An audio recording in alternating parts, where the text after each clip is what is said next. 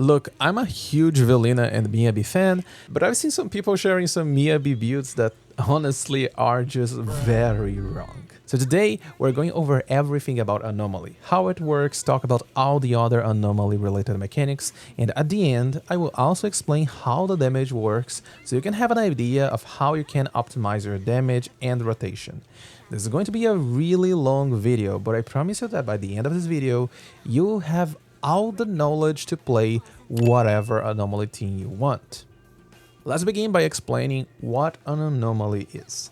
Every character can build anomalies on the enemy with their attacks, and this build-up will appear on the right side of the enemy HP bar, this circle that you see right here. So far in the game, characters' attacks can only build anomalies of their respective attributes. So for example, we have Grace, which has some physical damage attacks on her kit. None of these attacks are going to build physical anomaly on the enemy, but attacks that deal electric damage will build electric anomaly. Every attribute has its own anomaly gauge, and all of them are independent of each other. This includes attribute variants such as Honed Edge, Frost, and Auric Ink. So you can build 1, 2, or even 3 different anomalies all at the same time. Once the anomaly gauge fills up, attacks will trigger an anomaly on the enemy. And most of the time, this requires an active agent on the field. However, a lot of units, such as Velina, Nangongyu, and even Vivian, can trigger anomalies when they are not the active character. Physical buildup triggers Assault, which deals a lot of damage and increases the days the enemy receives while affected by it. Ice buildup triggers Freeze, that once shattered, deals a lot of damage and increases the crit damage they receive while affected by it. Ether buildup triggers Corruption, which triggers an instance of damage whenever your character hits an enemy. This can happen every half a second. Similar to Ether, Electric buildup triggers Shock, which also deals an instance of damage whenever your character hits an enemy. But the cooldown between triggers is 1 second instead of half a second. Fire buildup triggers Burn, which deals damage over time on the enemy. And now, in the version 3.0, we also have Wind buildup, which deals massive damage to enemies, unlocks Vortex, which is an anomaly mechanic that we will explain later, and also increases the damage enemies take from direct hits while affected by it. This direct hit increase is a completely new multiplier, and it's not general damage. Now, you have heard while affected by it a couple of times already, so let me explain. Anomalies persist on the enemy for a certain time. They have a specific duration that can only be increased by effects that specifically mention the anomaly duration increase. For example, Jane increases the duration of Flinch, which is the assault effect, by 5 seconds. Rina can increase Shock by 3 seconds, Promia increases Frostbite by 3 seconds, and so on. With the exception of Frost and Wind, all the anomalies have a default duration of 10 seconds. Frost lasts for 20 seconds, and the Wind anomaly lasts for 30 seconds. This duration is really important because we have something in the game called Disorder. Disorder happens when you trigger another anomaly on the enemy that is already affected by a different anomaly. So the duration matters because it allows Disorder to happen and also increases the damage of Disorder. That's because Disorder deals damage based on the remaining duration of the anomaly you are replacing it with. So for example, let's say you applied Shock to an enemy, and then you trigger Assault a few seconds later. Depending on the shock remaining duration, you deal more or less damage with your Disorder. Speaking of Disorder, there is also another mechanic called Polarity Disorder. Some characters' skills are able to trigger this, and it counts as triggering a Disorder and dealing Disorder damage, but without consuming the anomaly on the enemy. This allows you to get the damage from Disorders without the need of applying a new anomaly to enemies. Of course, if it's Disorder damage, it means it scales with the remaining duration. So the faster you trigger a Polarity Disorder, the higher the damage, just like the original Disorder. Now, there is one exception to all of this Disorder thing I just mentioned. Wind. Windswept is an effect that lasts for 30 seconds, so of course you probably thought that this was going to make your disorders really strong. Well, it turns out that Windswept disables disorder. Instead, it triggers Vortex, which in practice is a disorder. But it has some differences on multipliers, how the damage calculation works, and interactions with other characters. After all, Vortex deals anomaly damage. Take a look at Miyabi's additional ability, for example. It says that Miyabi gets 2 stacks of a resource whenever disorder happens, but if you're playing her with Velina, you are never triggering disorder. And finally, we also have Abloom, a mechanic that was introduced with Vivian back in 1.7, but now it's available on a lot of different characters. If the enemy is affected by an anomaly, triggering Abloom deals another instance of anomaly damage of the same type that the enemy has. This sounds complicated, but is actually very simple. Let me demonstrate it to you. Here, we have Piper applying Assault to an enemy. If I use Burnies to trigger Abloom, Abloom will deal Assault damage. This is a very important thing that a lot of people seem to overlook. In this example, Abloom is not just dealing physical damage. Abloom is dealing assault damage. This matters because effects that enhance assault will also enhance the Abloom. Let me do the same thing again, but using Jane instead of Piper. Jane allows assault to deal critical damage. As you can see, the Abloom is dealing critical damage. The same thing happens with Vortex as well, since it's also dealing anomaly damage. Essentially, what this means is that we have Anomaly and Disorder damage in the game, and Abloom and Vortex are subclasses of Anomaly damage. Everything that increases the Anomaly damage will also increase the damage of Vortex and Ablooms. But something that is increasing the Abloom damage is not affecting the original Anomaly damage. That's everything you need to know about Anomaly and Disorder mechanics. Now it's time to learn how to scale it and increase the damage and frequency of these anomalies. First, starting with Buildup. Every attack or skill that hits the enemy has a specific buildup value attached to it. This information is not easily available and honestly, it's not worth your time. What matters is understanding how to scale this buildup and get better value out of it. The attack buildup is always the same no matter the level, which is why a lot of people say that skill levels don't matter for anomaly units as much as critical-based units. Buildup scales with the following 3 things.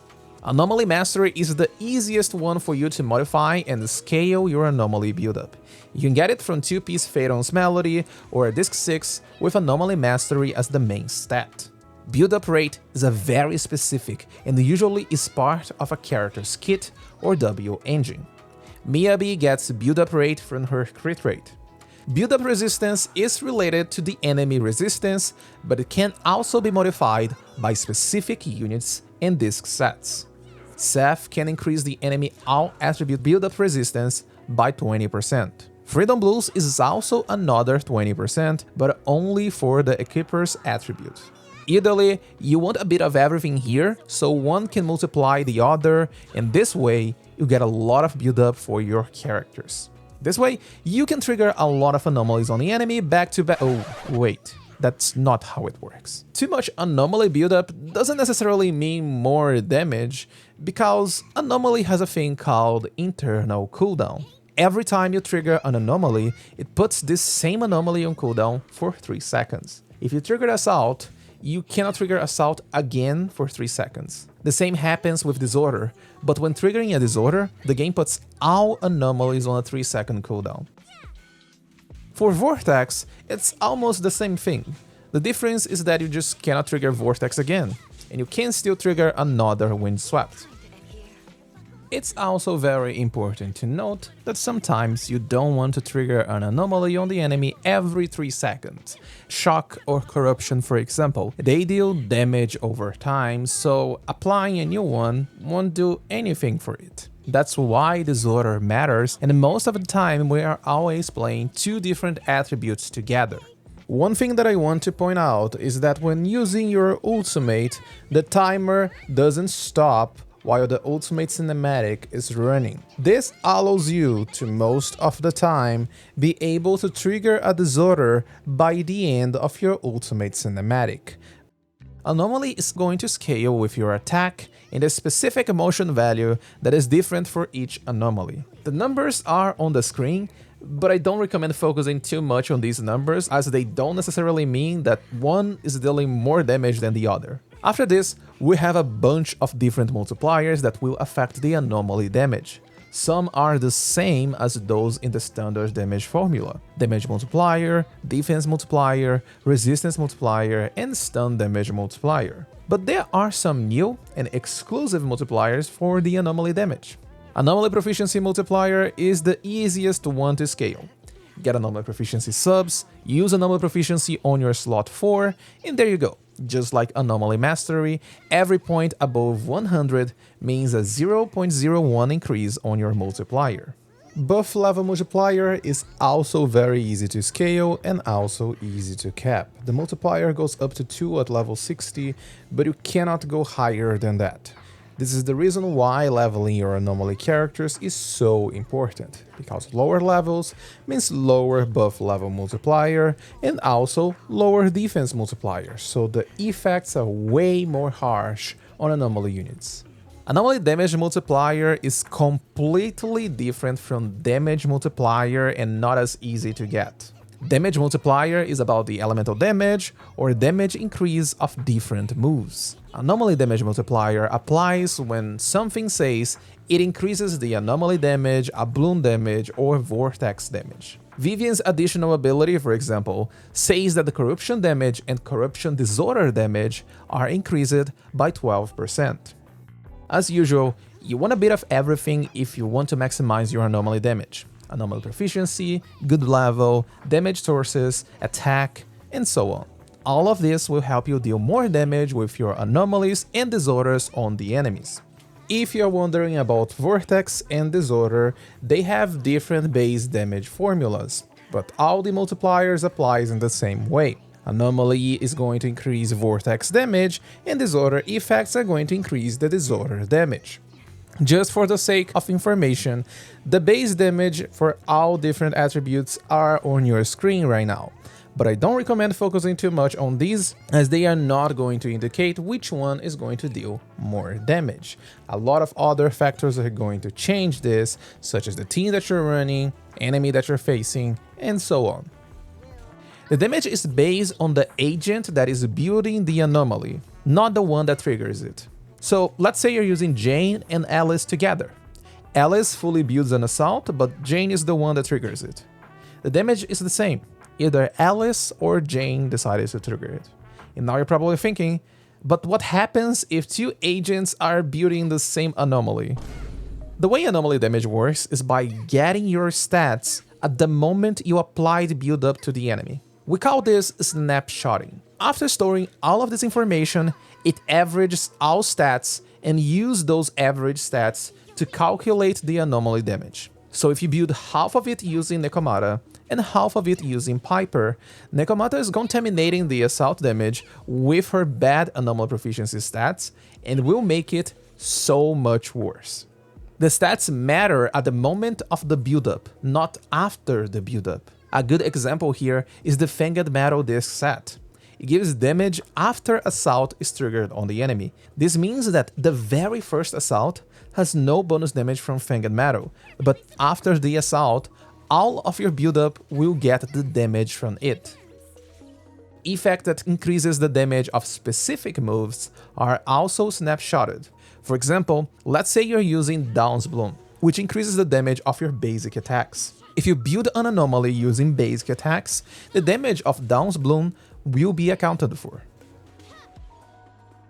It is very important to note that not every single stat is snapshotted. The biggest example here is Resistance Ignore, which is an effect that is widely available at Mindscapes 1, and a lot of people think that this is going to increase the damage of their anomaly. However, Resistance Ignore is not a character stat, so it cannot be snapshotted. The same applies to defense ignore. It doesn't matter for your anomaly damage, but penetration is a character stat and will be accounted for when calculating the anomaly damage.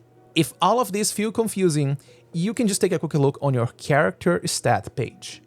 Everything that is listed here can and will be snapshotted for the anomaly damage calculation. And before you start talking about Premia, Jane, and Alice ignoring the enemy defense and getting a lot of damage from it, it's because their buffs specifically mention and target anomaly damage. The enemy stats are also important, and unlike character stats, enemy stats are never snapshotted and only matters when the damage happens. This means that Nicole's defense reduction needs to be active on the enemy when dealing the Anomaly, Abloom, or Disorder damage. Otherwise, the enemy defense is going to be at its default and you won't get any damage increase. This is also the reason why I always mention in my guides the difference between Resistance Ignore and Resistance Reduction. Astra's Mindscape 1 reduces the enemy resistance, and because of this, it will increase your anomaly damage. Jowl's Mindscape 1, on the other hand, allows your character to ignore the enemy resistance, meaning that it won't increase your anomaly damage. And finally, before wrapping this video, there is Bangboo Buildup. It's the same thing that happens with Velina's Mindscape 2 and Yuzuha.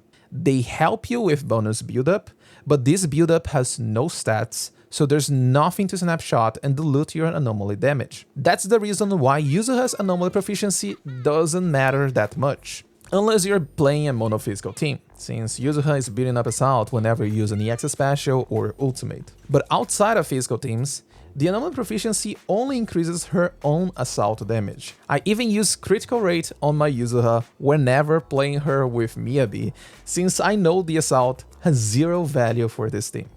I know that was a lot to process and understand, so please take it slowly. Let's recap everything really quickly for you. Anomaly damage scales with your character stats, the most important ones being attack and anomaly proficiency, but damage and penetration are also good ways to increase your damage. Unless specified, ignore defense or resistance effects won't increase your anomaly damage. Your stats matter at the moment you hit the enemy, not when triggering the anomaly, so remember to apply buffs as soon as possible to maximize your damage. Leveling skills won't increase your buildup, only anomaly mastery, buildup rate, and reducing the buildup resistance will help you with this. Keep in mind, Anomaly have a 3-second cooldown between repeated triggers. If available, your ultimate can reset this cooldown and allow you to trigger anomalies back to back. Abloom and Vortex inherit the same properties from your anomalies, so if Jane is on your team, Abloom and Vortex can also deal critical damage. Before you leave, here's a fun fact for you. Based on the current anomaly damage formula, it is very unlikely we will ever see a Rupture character that can deal good anomaly damage. That's because sheer force or HP are not accounted for in the anomaly damage formula. In fact, the defense multiplier still exists there, so while Rupture characters ignore the enemy defense with their attacks, their anomalies will not. I tested and covered everything about Rupture and anomaly damage here on this video. If something's still confusing, feel free to ask any questions and I'll do my best to explain to you again. If this video was helpful, please leave a like and consider subscribing to the channel. It helps a lot. Thank you so much for watching this video, have a beautiful day, and I'll see you next time.